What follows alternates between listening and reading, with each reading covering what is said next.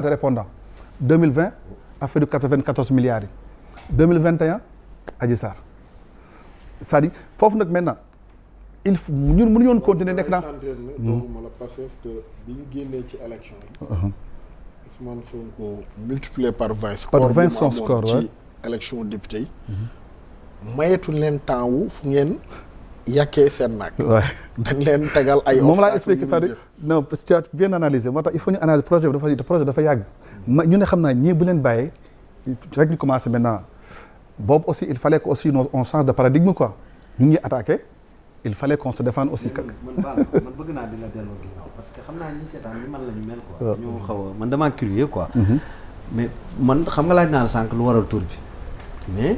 sànq bi nga may wax ci mu déggee bu baax da nga ne bi ñu koy créer boobu c'est avant Ousmane Sonko. avant Ousmane Sonko. alors pourquoi le choix de Ousmane Sonko. puisque xëy na boobu nekkul ko gën a populaire nekkul ko ëpp njàng nekkul ko gën a nangam mais pourquoi choix am bi quoi. en fait benn c'est-à-dire groupe bi ko créé mooy ñu nekkoon impôt domaine la woon ñoom Diomaye parce que actuellement ñi fi des ni soo xoolee Diomaye Ousmane Birame Souleye Djibi Gueye Ndiaye Jamil Sané ñoom Baro ñoo fi des ñoom ñoo créé maintenant seen biir. mais maintenant dañuy teg 3 critères yi. ku ko yaa ngi wax 5 critères. voilà ku ko remplir doon nekk président. Bassirou il était là au début. il était là au début. ñu ne 3 critères yi ku ko remplir doo nekk doo jiite. pour wane ne jubbanti jubal bu mu commencé depuis longtemps. donc xoolal Djibril fa la loolu commencé. gis nga bi ñëwee ba 2000 maa ngoon fan 2021. affaire Adji Sarr ñëw. si la ñu gars yi attaqué nag. foofu il fallait un peu changer de paradigme quoi. ñu ngi attaqué mais il fallait qu'on défende notre leader. fa lañ commencé gars yi naan woy Pastef dañoo violent. c'était pas une violence. c'était droit de résistance am na ñenn ñoo xam ne ñu ne non fa la Ousmane Sonko c'est-à-dire dans notre constitution on n'a pas mis droit de résistance mais dans le préambule on l'a ratifié. on a ratifié la convention de 1789. article 6 xam nga boo ratifié benn convention rek lépp da nga koy appliqué article 6 mooy wax résistance face à l'oppresseur. noonu 2021 bi li am bon du ma si revenir. toujours le projet a résisté 2022 ñu am benn accalmie. ñu dem élection locale. on est passé de 685 000 voix. à 1 100 000 voix. malgré ça malgré moo tax gars yi ils n'ont pas fait une bonne lecture malgré attaque bi ñu attaqué en 2021. ñu dem élection locale on passe de 685 000 voix à 1 100 000 voix dans le cadre de Yewwi Askan Wi. ñu teg 6 mois dem élection locale on passe à 1 534 000 voix. ëppale benn bokk yaakaar bi nekkoon 1 518 c'est que souvent les gens ils ne lisent pas ils n'analysent pas et ça boobu ils n'étudient pas désolé de le dire leur cerveau. donc bi ñu mujjee élection législative on était à 1 534 000 voix ñoom ñu nekk à 1 518 soo boolee benn bokk yaakaar ba mu jeex yëpp. gisuñu Ousmane Sonko malgré la diabolisation muy gën a am doole mais je pense que il ne pouvait pas voir ba 2023 bi ñu préparé 2023 maintenant c'est la ñu nag maintenant Olek Laka commencé bind suñu projet parce qu'on a démarré le projet ñu ko démarré bind en fin 2022 bi ñu paree élection locale rek bi ñu paree élection législative commencé nañ bind suñu projet et cetera bi ñëwee 2024 on est à 2 434 000 voix le Diomaye Faye am donc on est passé de 35 000 voix en 2017 à 2 434 000 voix moo tax ñu bañ loolu li ko waral maintenant on avait proposé aux Sénégalais un projet c'est-à-dire il fallait me rappeler un peu l'historique. oui c'est important l'historique commencer par le commencement. l'historique fa la commencer. parce que lu tax c'est important mooy ñu bëri Sénégalais yu bëri des fois ma gis ku leen interpeller di leen mbalak naan leen lan mooy projet bi. mais fi ñu toll ci seen intelligence li ñu lay tontu bu gàtt projet bi dañ ko tënk ci li Sénégal moom Sénégalais yi jot. tey jii wax ji yëpp. loolu la li Sénégal moom Sénégalais yi jot ci. et puis ma yokkal la ci juste benn affaire. Ousmane Sonko c'est un expert en communication. loolu aussi ça a fait réussir le projet ça a fait passer le projet c'est un expert mais il a un don ci communication te loolu yëpp dañuy wax ni tamit yàlla moo ko tàggat yàlla moo ko préparé parce que bi mu ñëwee xale bu ndaw sax daf la naan projet bi fii ñàkkul ni ku ci nekk sa doom interpellé na la ci lan mooy projet bi et man quand mon fils m'a interpellé je lui ai expliqué ma ne ko projet bi mooy dafa am loo xamante ni daf fi nekkoon ba compromettre ñun suñu avenir et il y a quelqu'un où il y a un groupe d'amis où il y a un groupe de Sénégalais patriotes yu xalaat ci ni il faut que lii nga xamante ni moo nekk di daw il faut que ñu freiner ko ba nga xamante ni yéen seen avenir duñ ko sacrifier. Ouais, c'est ça le projet. waaw c'est important. donc c'est dafa kii quoi. jëwriñ bi nga déggee exposé bi historique bu projet bi tey dañ koy def ndànk par ndànk parce qu'on a le temps de waxtaan ci li nga xamante ni moom la Sénégalais yëpp di laaj yàgg na ngay dégg comme ñun projet bi ci tënk ñu koy wax naan ñu lépp lu Sénégalais yi moom na ci ñëpp jot ci gàttal waaye li nekk ci suuf a suuf moo tax tey ñu invité docteur mais bi nga déggee fi affaire yi jógee ba yegg si fii tey donc lan la lay inspiré. waaw fi mu tàmbalee mooy sur les 11 pactes la colonial. Pacte colonial ouais. loolu yàgg nañ ko xam. simple que problème bi mooy sunu homme politique yi 1960 ba léegi dañ ñoo jaay. lekk sunu njëkk te yëguñu ko. Ouais. c'est des criminels ah. président yi fi mës a jaar yëpp. parce que liñ nangu loolu c'est forme esclavage moderne la rek quoi. xam nga njàngum tubaab ñett la. ban koo mën a nax ko fexeel ba bu la kenn nax te koo nax bu mu yëg ni nax nga ko. loolu mooy njàngum tubaab loolu mooy njàngum tubaab ah. amul leneen. am na yoo xamante ni fi Afrique rek lañ koy négocier quoi on est en guerre économique dans le monde. yow xayaay wax nañ ko les pays n'ont pas d'amis ils n'ont que des intérêts. ñun kañ dañ colonisation esclavage lañ njëkkee jóge ci esclavage ñëw ci colonisation. léegi ñu war a dem ci indépendance amuñu lu ñuy def di négocier suñu indépendance. ñi négocier indépendance bi ñoo ñu jaay. ñuy dund ci benn phase de précarité boo xamante ni tu vois yëguñu ko yow on te fait toujours se contenter xam nga ci lan. na nga jàng jénn université am ndax ngeen koy tudde CDI lañ koy tudde xam nga contrat de travail. durée indéterminée am kër am oto. am jabar bu rafet am fauteuil am télé am télécommande. pour toi tu as réussi ta vie. c'est vrai. mooy symbole réussite boobu. tu vois ba pare wëlbatiku booy def politique da ngay def politique pas pour contribuer sur le développement communautaire mais pour s'enrichir. dundee askan wi ñàkk askan wi. bu fekkee ne ci quartier populaire yi nga dëkkoon li ngay njëkk def mooy toxu. tu vois. dem wala boog nga tabax kër gu tiim. ñi nga dëkkandaloon laataa ngay commencer politique. xam nga dëkk bi ñiy liggéey du ñu am ñi liggéeyul di am. comme ni nga ko waxee nii léegi dëkk bi bon en quelque sorte dañ ko transformer moom comme un champ de kii quoi. comme un terrain agriculture quoi yoo xamante ni colons yi ñoom ñoo ko moom. sunu homme politique yi ñoom ñooy gérer kii main d'œuvre quoi ñun ay main d'œuvre la ñu woon Sénégal rek quoi mais multinationales yi ñoo moomoon Sénégal surtout la France. tu vois. donc bu ñu toogee ba ci yàgg gis un jeune boo xamante ne un parti politique un jeune parti bu jóg ni dañuy dagg mbuumu jaam googu gis un jeune leader boo xamante ni Sénégal jaral na ko mu ñàkk bakkanam mais su boobaa peuple bi dofuñu ko gis nañu koo xamante ni mën na leen génnee ci esclavage moderne bi yóbbu leen ci Gorée. loolu la rek Pastef projet bi bañ ko exposé Sénégalais dañ ko réceptionné comprendre ko ànd ceex ñoom. mu jaral leen nag quoi. mu jaral leen parce que Sénégalais yi population bi yàgg nañ comprendre ni li fi xew mais problème bi ñu doon am mooy problème de leader. bu sincère. ak parti boo xamante ni vraiment Yewwi Askan Wi moom moo ko tax a jóg quoi en quelque sorte. bon yàlla defal nañu sutura ba nga xamante ni Pastef juddu na ay jeunes yu conscient toog xalaat gis ni war nañoo mën a goreel Sénégalais yi proposé nañ Sénégalais yi projet Sénégalais yi fekk si nañ leen jaayante nañu ko yàlla fekk si nañu alhamdulilah.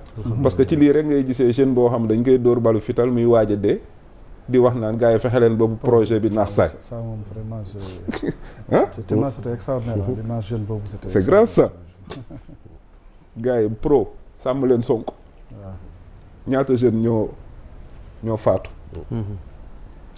mais tey jii ba affaire bi mujjeewul woon fii du neex daal. bu ñu jotul woon pouvoir bi. vraiment du neex quoi. du neex mais sant yàlla quoi. sant yàlla alors Serigne Mansour Sy Cissé le temps ma ñëw ci Cheikh Ousmane. dem ci docteur. li jëwriñ wax lu am solo la fii la ñu gisee ñoo xamante ne ni ñu ngi waaj a faatu dekk ay ndaw. di wax naan continuer leen projet bi ou sàmm leen projet bi alors que ñun dañuy toog dégg discours bi nga xamante ni moo ne daan nañ ñu ko wax nag avant. waaye lan mooy def différence bi ak yi nga xamante ne ni moom mooy discours yi ñu daan dégg ba tax ñu mën a téye projet bi ku ci nekk jël ko mel ni ku ko moomal boppam. Bon, projet bi 1 là, mais avec 2 déclinaisons. Ce qui fait la différence. La première déclinaison, c'est que Pastef et l'avènement de Pastef est arrivé dans un contexte de désespoir et que ce désespoir-là, il a quand même réussi à le transformer en espoir. Xam nga yaakaar dafa am solo même dugg àjjana sax yaakaar la rek dara wóoru la ci. Léegi bi mu ko loolu mooy première déclinaison bi. La deuxième déclinaison, en fait, c'est le changement de paradigme dans l'approche. loolu kese la amul leneen te loolu alxuraan moo ko wax moo wax ne wa min kulli shay'in xalaqnaa zawjayni la'allakum tazakkaruun lu mu ci mënti doon yàlla nee na ñun ñaari exemple lañ ci defar donc bi loolu amee loolu moo jur tey jii espoir bi nga xamante ne bii nit ñi jàpp nañu wala ñu ëpp ci sénégalais yi les 54% d'ailleurs qui ont voté je pense que c'est ça en fait le kii moom mooy kii bi moom mooy statistique bi ñooñu dañu jàpp ne lii bu leen rëccee amaana du gaawati ñu am lu mel noonu wala amaana sax dootuñu ko amati. loolu moo tax ñu nekk ko benn def ko benn genre bataille boo xamante ni bii ça a été une bataille épique. pour à la fois protéger celui qui l'a incarné mais aussi ñi nga xamante ne bii ils sont à la périphérie autrement dit ceux qui gravitent autour de ça. léegi nag bi loolu amee mu jaral leen ñu bindu ji mu jaral leen ñu voter mais en même temps aussi tamit sécuriser seen vote. donc loolu moo jur lii tey et je pense que ni ceux-là qui sont en train maintenant d'exercer le pouvoir naturellement ils sont conscients des défis qui les attendent mais aussi tamit des engagements surtout qu'ils avaient pris devant les Sénégalais. C'était presque inédit de voir un acteur politique boo xamante ne bi du joxe xaalis te bu wootee day fees. C'était quand même inédit de voir un acteur politique boo xamante ne bii il a vécu toutes sortes de comment dirais-je encore d'harcèlement, de tracasserie, de complot, mais aussi tamit de mise en accusation à la cascade te terewul mu taxaw temm donc xam nga mbir yi boo réussir à transformer par exemple yow li la naqari en énergie positive ba pare nga projeté ko comme une sorte de contamination à la grande masse mais loolu naturellement dafay doon loo xamante ni bii nit ñi dañ koy adopté. donc loolu moo waral tey jii résultat yi nga xamante ne bii li nga xamante ne mooy li ci gën a am solo mooy ñu fexe ba bañ a war Sénégalais yi et que je pense que avec l'avènement du gouvernement OS1 à la composition du gouvernement xam naa loolu à la composition ou bien l'avènement du gouvernement d'OS nga xamante ne bii ñi ko composé tey jii c'est des personnalités de très forte tête loolu day wane ne rupture daal mu ngi xeeñ. léegi nag peut-être dans un an ça aussi il faut pas que les Sénégalais s'empressent. bu ñu yaakaar ne ce sera du Père Noël il faudra quand même au moins benn un an boo xamante ne bii gaa ñi bu ñu dawalee au moins dinañ gis li nga xamante ne bii 1 an 2 ans peut-être dinañ gis li nga xamante ne bii à peu près mooy li nga xam ne moom lañ leen diggoon quoi parce que liñ fi fekk aussi xam naa duñu wax lépp mais ñëpp xam nañ ne li tax ñu changé fi ñu fi nekkoon li tax le candidat de la continuité a été presque ajourné au premier tour on peut le dire ainsi mais c'est parce que sénégalais yi pendant 64 ans d'indépendance jusqu'à présent ñun ñii li ñu sol fii yëpp matière première bi du Sénégal lañ ko defaree tey jii on a plus de 120 corps de métier amu ci benn acteur boo xamante ne bii nekk ñi ci corps de métier A B C D ba 120 yi mat te yow lii nga xamante ne bii moom ngay liggéey sa matière première Sénégal lañ koy defaree sëriñ bi couche sax dañ koy importer ci réew mi couche je te dis couche sax dañ koy importer cuir nu ñu koy waxatee